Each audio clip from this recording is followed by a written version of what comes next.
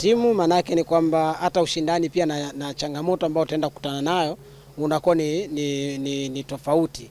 Inawezekana kuna timu ambayo katika msimu husika zilikuwa zinashindwa kushindana pengine na kutoa ubingwa kwenye bara yao, lakini sio kwamba ni timu mbaya. Lakini kwa msimu huu unaweza kuona kwamba kuna zile timu ambazo zinakwenda kushiriki ya mashindano, inawezekana zilikuwa na season mbaya lakini zikawa na wakati mzuri kwenye michuano ya FIFA Club World Cup. Ni tournament ambayo tayari inahusisha vilabu vingi ambavyo kwangu nafikiri vinakwenda kufukia kukosekana kwa baadhi ya timu ambazo pengine wengi wanapenda kuona zinakuwepo kama Barcelona, lakini pia nyota kama Lamine Yamal ambao wamekuwa na performance nzuri sana kwenye msimu huu, lakini still tuna watu kama kina Lionel Messi tutakuwa nao kwenye tournament na wengineo wengi. So nafikiri kwangu mimi absence ya Barcelona haipunguzi ile ladha na ushindani ambao au mvuto ambao wengi tunatarajia kwenda kuona.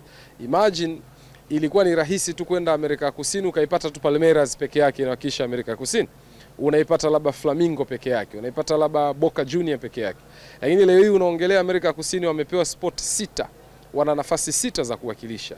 Ulaya wana nafasi 12, Afrika tuna nafasi 4, Asia nafasi 4, Oceania kwa maana kule bara la visiwa kama kina New Zealand, Australia na kadhalika wana nafasi 1.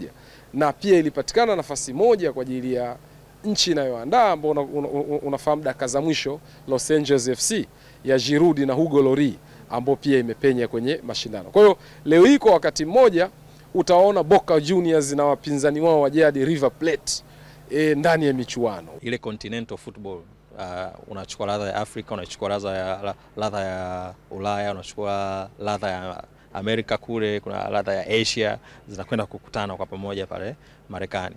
Kwa ni michuano ambayo pasina shaka katika wakati huu ambao ligi nyingi zimemalizika duniani, watu walikuwa wanaweza kudhani kwamba watasubiri ligi kwa kipindi kirefu sana mpaka ligi zije kurejea.